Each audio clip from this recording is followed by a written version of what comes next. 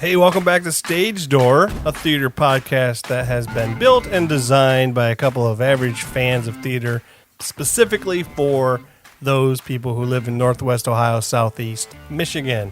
And today we actually get to talk to one of the guys who works at one of the beautiful theaters here in town, the Valentine Theater. So this is actually a really cool experience for us, though, being in the actual theater. It is gorgeous. Yeah, we're sitting on the stage. On the stage. And I've never been on this stage before because I'm not a cool performer or a pit person or backstage person or any kind of person who deserves to be on this stage. So I feel special that we actually get to sit here and talk to somebody on this stage. You know, I'm a little bit biased because I'm here and I work here and I'm all the time here. But I've been in a lot of theaters over the years, and I really do think this is one of the prettiest ones I've seen. It's gorgeous.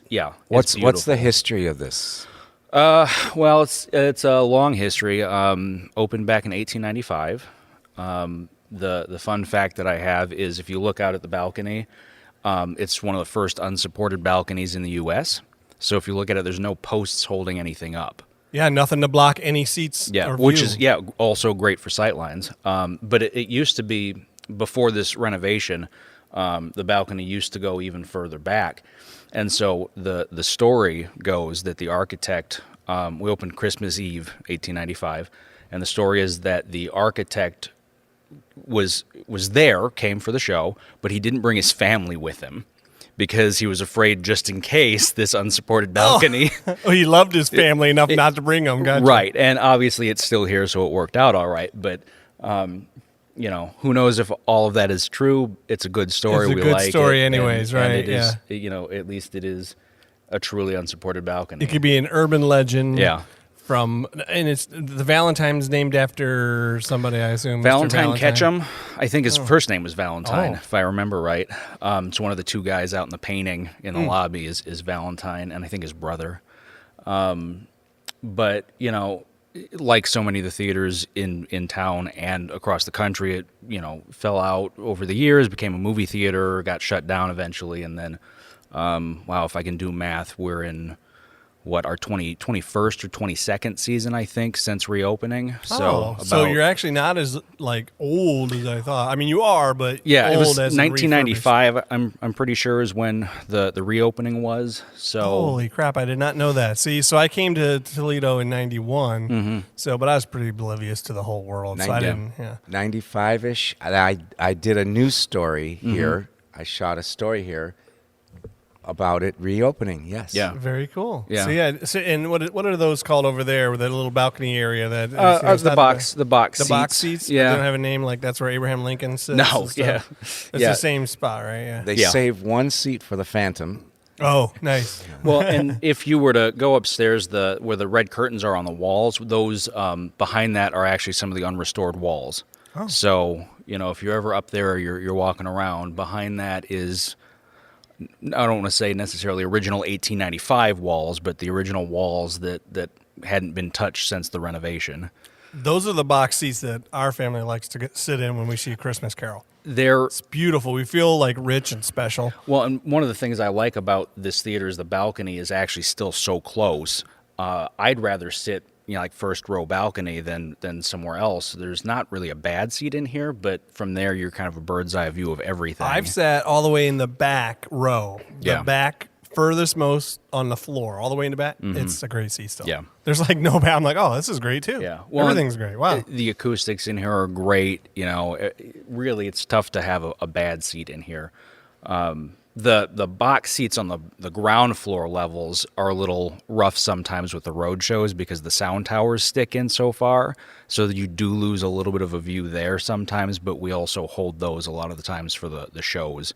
They have tickets we have to give to them, so we'll keep those seats just so that they have them instead Gotcha. of somebody who's like, I can't see anything. As a free, so just be Yeah. quiet. Yeah. So we're not here to talk about the theater, though. We're here to talk about what you do, and you are a technical director. Is that correct? I am. For the Valentine, I'm the assistant under Okay. Tim Durham. I'm also head of sound Okay. and sort of video because this last year has been weird, and we've produced a lot of our own video content. Right. And what does a technical director do? Pretty much everything. It's really kind of everything on the technical side. We have Nancy, who's our events manager, who will run, the lobbies and setting up tables and all that. But Tim and I work with all the road shows, work with anybody that we're bringing in, the high schools, things like that, to make sure that they have what they need. I was going to say, what do you mean by work with? What's that mean? Well, in some cases, it's for the road shows, it may just be let's talk and make sure that you have the equipment that we need. Let's make sure that you've got all the dressing rooms covered that we need, and they're a little more self-sufficient. For the high schools, it's a lot more because they obviously don't come in and tour with their own stuff. They'll bring a set with them, but we do the lighting. I do all the sound for everything, so it's. I was going to say, because we talked to a production manager, and a production manager is the one who does all this, but you don't do. You sounds like you're more hands-on, though, right? Yeah. We do sort of the nuts and bolts of everything. We don't really have a production manager here per se. That sort of is wrapped in between Matt Lentz, who does our bookings, and Tim, who, as TD, they sort of share that stuff. So yeah, our stuff is a lot of the hands-on. So. Right. So you're not like you said. Well, you deal with the group that's coming in, and you talk to them about what they need. But that's just the beginning. Yeah. Obviously. So Yeah. so after you find out what they need and they're here in house, though, what are you doing for them? In some cases, it's just watching over things, managing. Because I'm this weird hybrid where I'm also doing sound, a lot of the times I default to doing that stuff because I have to run microphones and all that, and monitors for everybody. But this year it's actually a little different because all the road shows now have COVID officers. So they have a specific person on the road crews that are just there to monitor for COVID stuff, keeping your masks up, making sure things get sanitized. I hate all that. to keep interrupting you this, but you're throwing a lot of words out that I just want to make sure people understand. What is a road show again? When I say road show, I usually mean like the Broadway tours. Okay. Road shows are basically anybody that's coming in essentially from outside of Toledo. That could be something as simple as like a college group tour. Our children's shows are road shows. It's anybody coming from further away than, let's say, 10 minutes. So you would be considered a roadhouse then? Yeah. Roadhouse Yeah, theater, so we don't really produce anything of our own. We used to do that before I was here, but we used to do our own shows. We got out of that business just because you need more of a scene shop. You need more skilled hands, more stuff. It's a lot easier to sort of streamline and focus on bringing in people who are sort of prepared to just put on a show right away. So, yeah, we just deal with people from the outside coming in for the most part. See, I seen the you guys did the Full Monty. That must have been before you. That was before me. Yeah. And so what you're saying is that's a thing of the past. We're never going to see that again. I don't want to say never because I want you guys to start doing stuff again. You guys have a beautiful theater. Yeah, it's interesting. We had settled down for a while of not doing a whole lot in here as far as that kind of stuff, and a lot of the produced stuff that we did was over in the studio, which is our smaller space. Right now, that's mostly the Toledo. Oh, geez, they're going to kill me. I just forgot their name. Glass City Improv. Glass City Improv is usually the only people. I had you back, man. Yeah, I was gonna say, they're but usually the only people over there anymore. But now we're doing some stage readings in there. The rep was over, I think, just rehearsing in there the other day. So we're starting to sort of get into some low-tech, small show kind of things over there again, which, could lead to more stuff. So right, but it sounds like what would hold you back is the fact that you guys, like you said, where's the set pieces, where's the costuming, where's all that kind of stuff. The closest we get to sort of producing our own stuff these days is the high schools, but they're still bringing in some outside person to build the set, so nothing really happens here, and we don't have a fully stocked shop. I have a lot of stuff myself, so I can build things, but we also just don't have time anymore. Right. Our you guys have schedules packed yourself so full. Yeah, I was going to ask you that. So that's the other thing. And if you were going to start producing your own stuff, then somebody would have to make a concerted effort to say, we're not going to do this show, which is guaranteed money. Right.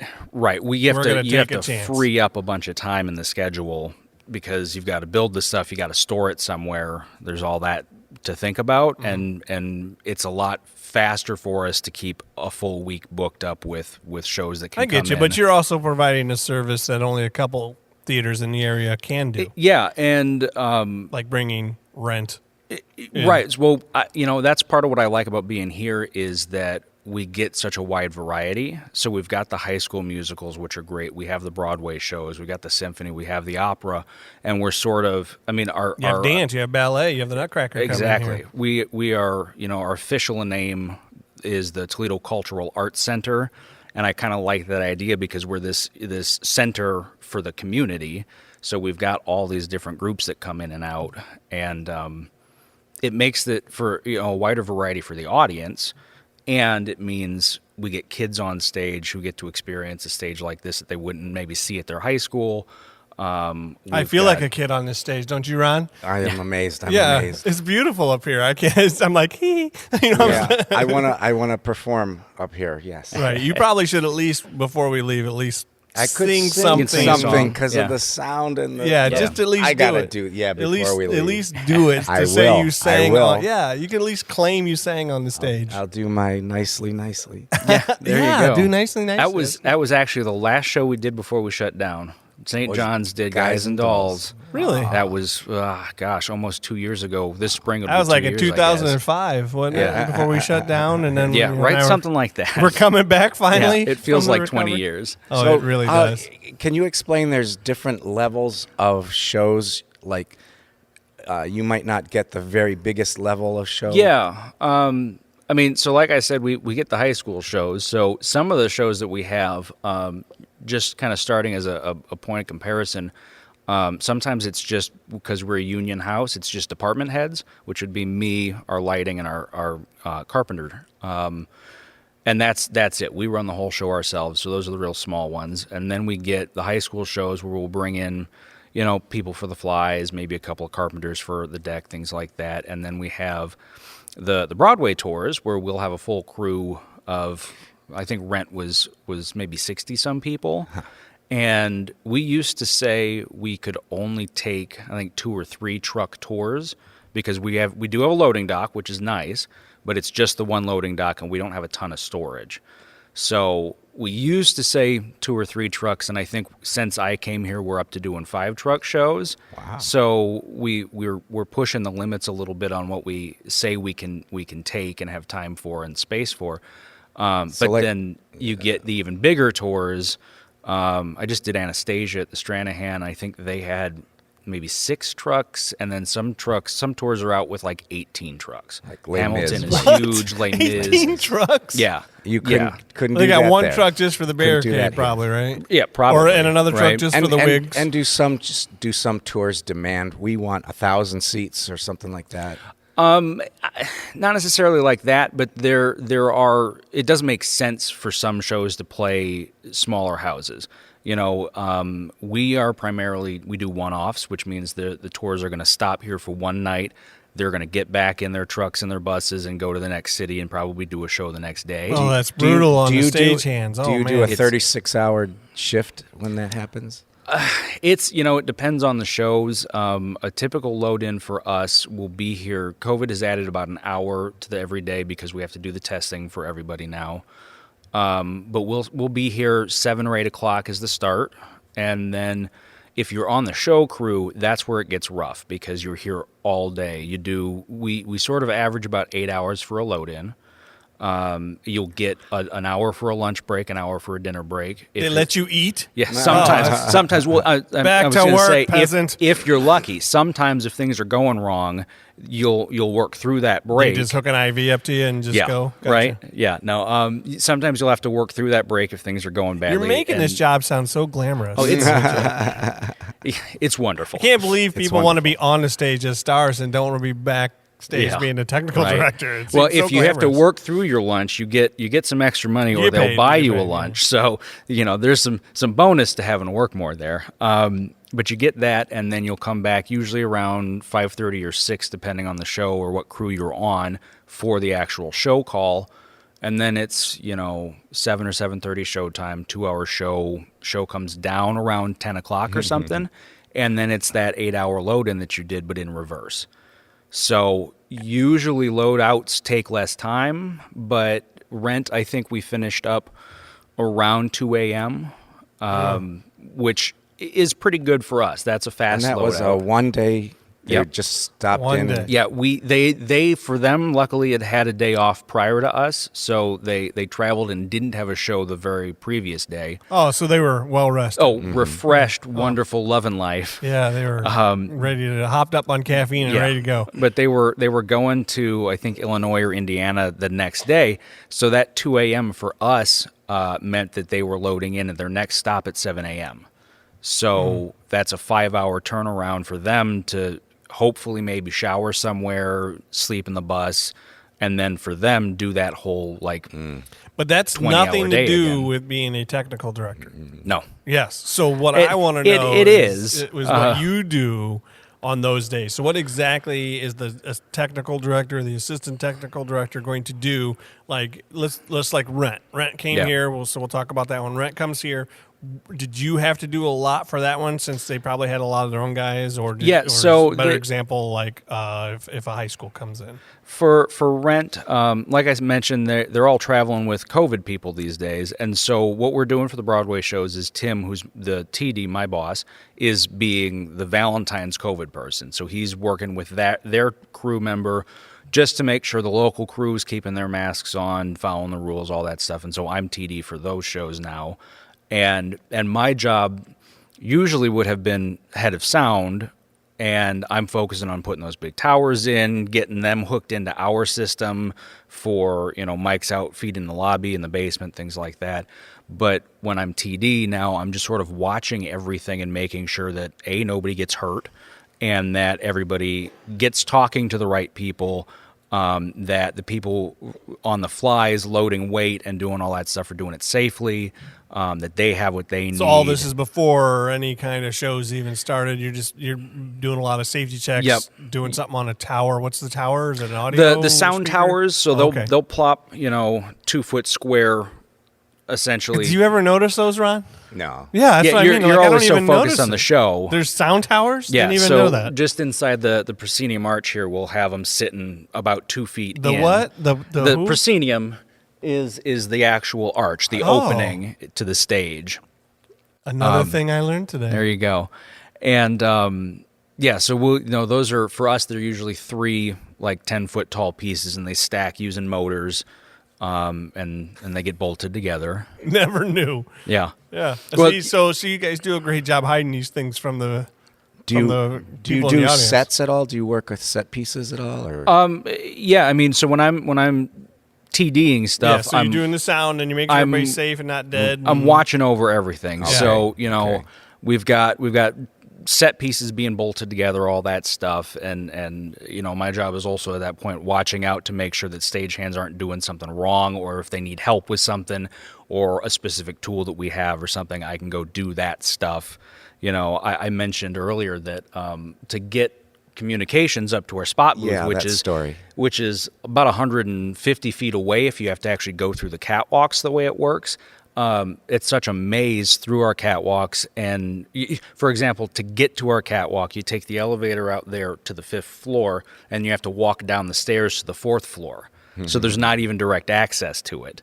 And so it's hard to explain that to somebody who's never been up there, who's never seen any of that. So when it That's comes, 150 feet away. It doesn't even look like it's it. about 80 feet direct line. Okay. But to get there, you have to go up the wall through a door in the catwalk up there, and then it snakes through a bunch of places. I say again, I've sat way in the back, and it And you doesn't just- feel like I'm 150 feet you away. just do it Yeah. yourself because you can't explain it. Yeah, it's it takes even people who've done it a few times. They're like, it's been 2 months since the last roadshow came through. I forget. I'm like, don't worry, I'll go run up and do that quick. It's watching out for stuff like that only Tim or I know, the weird quirks of how certain things work sometimes. Do people hang lights anymore, or is it all digital? Yeah, no. So all the road shows will come in, all the Broadway shows will come in. They rarely use any of our stuff that's on stage. So they'll still have truss and their own pipes that they hang. All the overstage lighting is pretty much always them. Anything out here that's above the seats, the front of house system, so you can see those lights up there in the catwalks, they'll almost always use those still because they can't hang points out above the seats. So they use our stuff for essentially this downstage wash area. But, it's not just like your typical plug in a light and there's a light bulb anymore. We still have a lot of that. We're a long way away from getting away from all of that, but all the lights that are on right now are LED moving lights. So we added those, I guess this last year. Like, what is time? I can't remember. They're coming up maybe on 2 years. But they've sped up the process for us immensely, especially with the high school shows. You just flip a button and it's a different color. You take the board, you pick whatever color you want. You can point them wherever you want. Different and shadows. We have 16 of them. They replaced a system of park hands that they replaced for every one of those we had 3 to get a color wash of the colors we wanted. So that's 48 lights that we replaced with 16. And this is brand new stuff. Like how new? Like this 2 year? years ago. Oh, 2 years. I want to say we had them for the show before we shut down, but I really can't remember anymore. So really, it's mostly everybody coming in now that's benefiting from these new light system that you have. Yeah, all the local groups that come in get to benefit. Honestly, we benefit a lot because it used to be we'd have to come in for 4 hours to refocus stuff, and now it's click a button, move things around a little bit, and it saves us a ton of time. When we're already as booked up as we are, even saving a couple hours here and there. I mean, do these groups know you have this new kick thing though? I mean, you got to tell them like, hey, we have these things. You don't just have to have a white light anymore. Yeah, if they don't know, they find out when they get there, and they're like, "Oh, great, wonderful." So at this point, I think everybody that's usually here knows we have them. So, and do you ever get to design a lighting? Be the lighting designer? I have. I don't really hear because Tim is a lighting guy, and so usually it just falls to him. And I also have to credit Deanna, our board op. She's our head electrician through the union. Deanna is really good too, and so half the time now, if it's a dance show, Deanna knows what he's going to do already and has the looks kind of already set, and he's like, "Oh, great, perfect. That's what I was going to ask for." So between the two of them, they kind of handle that stuff. They finish each other's sentences, yeah, that kind of thing, and then let you worry about the sound. Yeah, yeah. But the nice thing is, Tim knows just enough sound that if I can't be here for something and he has to run a microphone, he can do that. If Tim is out sick or something, I know how to run the lights and the light board, so we can help each other out a little bit, which is nice. Very cool. So so that's what you do then. So on a typical day, you come in here, you make sure everybody's all safe. You make sure everybody has all the things that they need if they're a national tour. But if it's a high school show, I assume you got to step in and do a lot more hands-on stuff. Some of that stuff is sort of that like a production manager. Some of that stuff gets done in advance. So hopefully we've had a drawing of their set. We know what's coming. We've had some discussions back and forth, and everybody's on the same page. It doesn't always happen just because timelines and all that. Sometimes things change. But everybody who comes here now sort of knows how we work. We sort of know how they work, and it's all pretty seamless at this point. So Ron and I always want to know how. How did you get into this? Yes. It's a good question. This is, again, we're on and I always like, this is not a thing we've heard of when we were 16, 17 years old. So well, I like probably so many people, I was doing shows in high school, but I thought I was going to be an actor back then. Probably, again, like so many other people. And so I ended up going to Bowling Green. I was going to be an education major, and that fell through pretty quick. And so I ended up being a theater major, got a degree in sort of general tech and youth theater and puppetry. Fun fact. Nice. So Bowling Green had, or I believe they still have, a specialization in puppetry. After that, despite getting out of being an education major, I went and immediately got a job on the East Coast teaching high school. So teaching puppetry? No. Well, I did do some puppetry there. Yeah, we used that a little bit. But no, I ended up getting hired straight out of college as a tech director for a private school in Rhode Island, a state that everybody knows because it's tiny and you drive through it, but you never go there. The biggest little state in the union. That's right. Their fun fact is that they have more coastline than any other state. So you'd think California or something. No, Yeah. that's incorrect. The correct No. answer is Alaska. Actually, Alaska has the most. It must be the Well, most. it's what they- coastline it's what they per- claim. It must Yeah. be It's per percentage. area. Yeah. 'cause- Percentage. Yeah, the actual Yeah. correct They've got- answer is Alaska. Rhode Island has the big bay that runs. It's split like the Grand Canyon, sort of up the middle in the bay, and with all the little islands and it stuff. has to be the most per. There, maybe per area mass maybe or the something. specifics they've lost Yeah, in, they've lost in the claim that. to fame I at mean, some point. Alaska's the size of Canada, so it's definitely Alaska.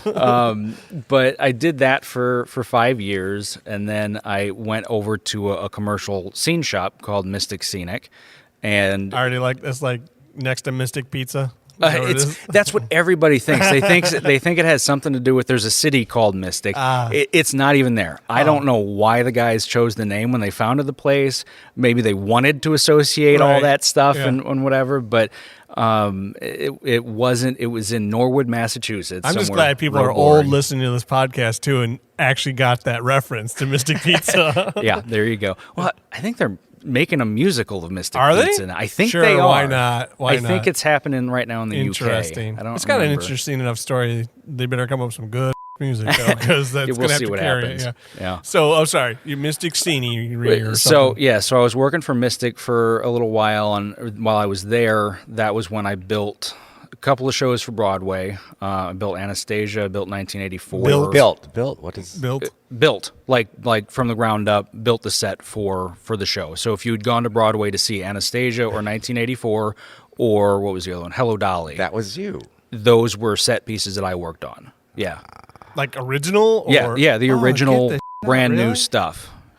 How do you? So- This guy's kind of a big deal. Well, and it- all of a sudden he just drops these things like, "Well, I kind of made And this." this is coming from a guy who had just been a high school teacher. When he just said built, like we're just like, oh, it's built From it. the ground up. Okay. All right. Go ahead. Yeah. Now that we're fangirling all over. Yeah. you. Well, and if it matters, if you're sports guys at all, if you Yeah, watch we are. ESPN at all, I did 2 Every or day. 3 studios for them. So this Built- place did. He built ESPN what with like a studios. nail gun and screwdriver? Yeah, Or, oh, yeah. oh, cool. I mean, I was there. I got hired as a carpenter, Okay. so that was the primary gig.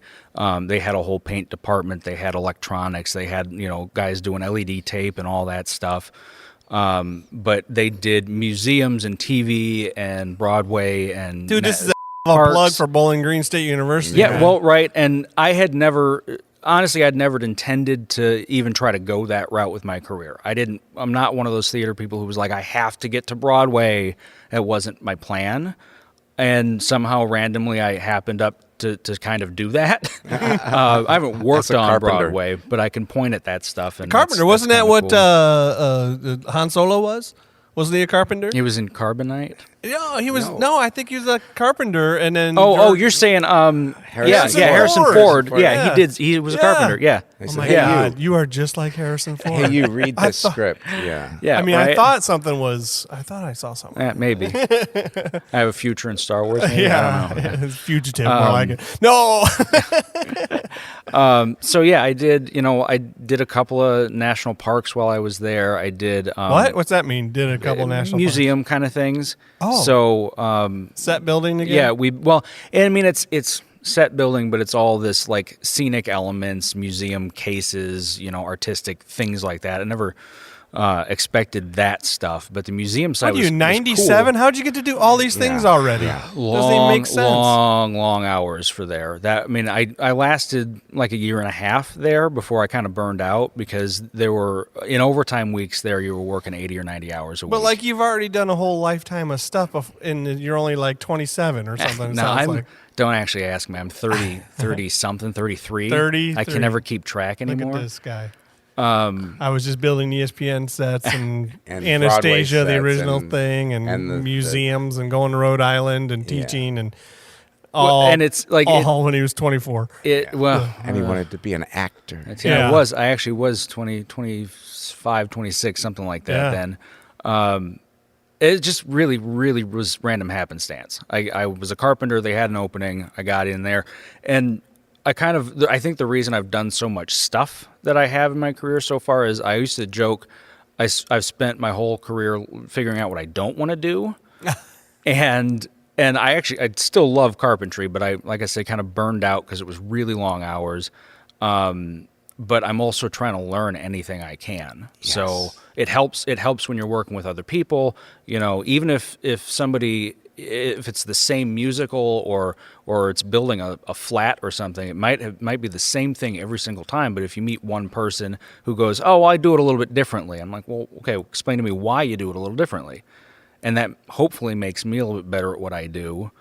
And it makes for, when lighting people come in and I say, well, I did it in college, I do it here and there still, but I know what you're talking about because I have that experience at least. So electrical and carpentry. You know any plumbing? Do that too, I know what I should stay away from. Oh, I mean, geez. I've been watching Kyle this old needs a house plumber. since I know he's going to build a whole house from scratch. I've been watching this old house since I was like 5. My dad got me started early, so I can do all the basic stuff. He's going to sit over there and say, "Well, I built this house," and means he actually built the house. I just bought a house. My wife and I have been living in Ypsilanti. This is our 5th year here now. Well, she scored because you're an electrical guy and a carpentry guy. You're like a man's man. She's the directing acting side of theater. So we partnered up pretty easily. We met doing children's theater in college. And now she's actually teaching at Bowling Green. She's an adjunct at BG in the theater department. Cool. And so for the longest time, that's how I got into sound. I had never trained at BG to do sound. I never thought I would. But my wife was doing musicals, and they couldn't find a good sound person at the time, and so I learned how, and apparently was pretty good at it. Oh, and he did children's theater too. Yeah. We forgot that. That's part of marriage, though. Yeah. It's always like you get voluntold. Yeah, I mean, it works out when we're doing the same thing. And I got paid for it most of the time, so even better. You're a built-in support system all the time, whether you want to be or not. Well, so and at least she understands. Like, we know the schedule, so it's never like, "Why are you never home?" It's because, well, we both have rehearsal. So now, how did you end up in Toledo doing this? Well, Bowling Green. So he went to Bowling Green. I'm from Port Clinton. She's from Columbus. Oh, you're from Port Clinton We're both from right around here. We went to Rhode Island for a while, and then we came back to Michigan because she went to grad school at Eastern. And that's when I got this job, and she graduated end of last spring, and so we moved a little bit closer, and she got the BG job, so here we are. All right. Yeah. You've had a pretty exciting life. I'm a little bit jealous. So, jealous because you're not just building things and lighting lights. You witness all this stuff. You have a front row seat to everything that's going on the stage. Yep. Yeah, all the shows, you get to sit off to the side and watch free shows. Are you blown away by it? It's honestly the reason my favorite part of the Broadway shows is that when the show actually happens, because the department heads are done and their crew takes over, I do get to just sit back and watch the show. And with how busy I am, that so rarely gets to happen anymore. So the Broadway shows, at least I get to see the show as a reward for working the long day, bringing it in and taking it out. And then you obviously, being an actor wannabe and being all these other things, you get a great appreciation for it. Yes. So Ron and I appreciate that you appreciate it. And don't just be like, it's a job, man. I'm punching. No, you like it. I will say I'm maybe, grumpy and jaded sometimes. I get tired. I really do. Of course. But one of my favorite things that we do here is Valentine's School Days. So we bus in 11,000-ish kids a year. Last year was the anomaly, but we usually average around 11,000 TPS kids, and we'll bring in kids shows for them. And that's one of my favorite things, because they're the ones who are like, "Oh my God, I've never been in here." The teachers even sometimes are like, "I've never been in here. It's gorgeous." And the kids are going, "Oh, that was so cool," or "I didn't know this was here," or "Oh man, is this what theater is like?" And we hopefully go, "Yeah, it's what it's like. Come on back and see another show." And maybe that kid ends up being me or one of you guys or somebody else who's got hooked now as an elementary kid. So like that's, the joy and spark in my life is maybe gone sometimes because I'm so tired. But at least with the kids, you're like, "Oh, right, this is why I do this stuff." They still think it's all magic, and being able to sit back and watch the Broadway shows, I go, "Okay, man, this is kind of still magic." I get it, but I also am the one sitting there going, "All right, how did you do that? What is that thing? what just happened? How does that work? I'm trying to pick it all apart. So I enjoy. That's why I keep trying to learn stuff. I enjoy that side, seeing stuff I haven't seen. And it's that teacher in me trying to get other people to keep selling their souls to us to get kids going into theater and all that. So yeah, it's fun.